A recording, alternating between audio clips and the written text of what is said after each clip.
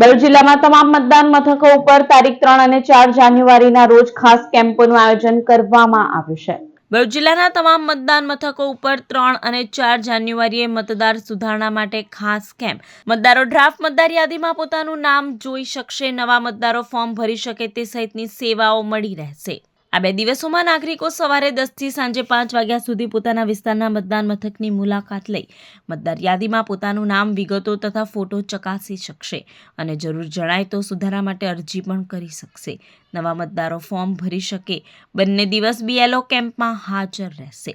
ભરૂચ જિલ્લામાં પ્રસિદ્ધ કરાયેલી ડ્રાફ્ટ મતદાર યાદીમાં કુલ 10,95,420 મતદારોનો સમાવેશ કરવામાં આવ્યો છે। આ ઉપરાંત કુલ 1,04,299 મતદારો મેપિંગ શ્રેણીમાં આવે છે, જ્યારે મૃત્યુ, ગેરહાજરી, કાયમી સ્થળાંતર, ડુપ્લિકેટ તથા અન્ય કારણોસર 2,15,180 મતદારોના નામ હાલ યાદીમાંથી દૂર રાખવામાં આવ્યા છે। મતદાર યાદી વધુ વિશ્વસનીય બને તે હેતુથી આ પ્રક્રિયા હાથ ધરાઈ છે।